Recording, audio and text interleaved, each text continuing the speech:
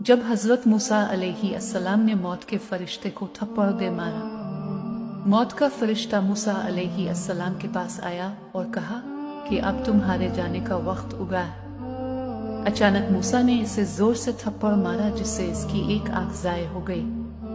तो मौत का फरिश्ता वापस अल्लाह ताला के पास गया और कहा कि आपने मुझे एक ऐसे बंदे के पास भेजा है जो मरना नहीं चाहता।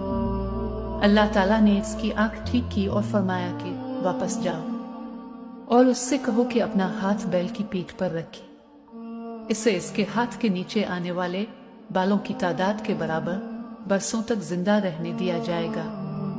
चनाचा अज़राइल दोबारा हजरत मूसा के पास आया और इसे यही कहा। मूसा ने कहा, फिर क्या होगा? फिर मौत आएगी? अज़राइल ने जवाब दिया, मैं अब जाना पसंद करूंगा। फरिश्ता बोला। मूसा अलैहिस्सलाम ने अल्लाह ताला से अर्ज किया कि वो इसे एक पत्थर के गिले के फासले पर और मुकद्दस सरजमीन के करीब ले आए। मूसा अपनी जिंदगी को इसलिए बढ़ाना चाहते थे क्योंकि वो यरूशलेम देखना चाहते थे। वो अपनी उम्र को बढ़ाना चाहता था ताकि वो इस इलाके में दाखिल हो सके जिसका अल्लाह ने इससे वादा किया था। बेशक मूसा यरूशलेम में दफन हुए। जब मोहम्मद सल्लल्लाहु अलैहि वसल्लम मक्का से बैत अल मक़दस गए तो फरमाते हैं कि मैं सड़क के किनारे एक सुर्ख पहाड़ी के नीचे अपने भाई मूसा की कब्र पे आया हूँ। सबसे ज्यादा जहन्नम में धक्का देने वाली चीज जिना नहीं है, शराब नहीं है, सूद नहीं है, जुआ नहीं है, हाँ डाका नहीं है, गाना नहीं है, उरियानी नहीं है, फहाशी नहीं है, माँ बाप की नाफरमानी नहीं है। हाँ क्या है? नमाज का छोड़ना नहीं है, रोजे का छोड़ना नहीं है, ज़कात का छोड़ना नहीं है, हज का ना करना नहीं है। क्या है? अरे क्या है? और मेरे नबी का सुनो, वहल यकुब्बुन्नास फी नार जहन्नम इल्ला हसाइदु अलसनतहिम। वो क्या है या रसूलल्लाह? तो आपने मुझे देखो, आपने जबान बाहर निकाली, ऐसे जबान बाहर निकाली और यूं पकड़ा।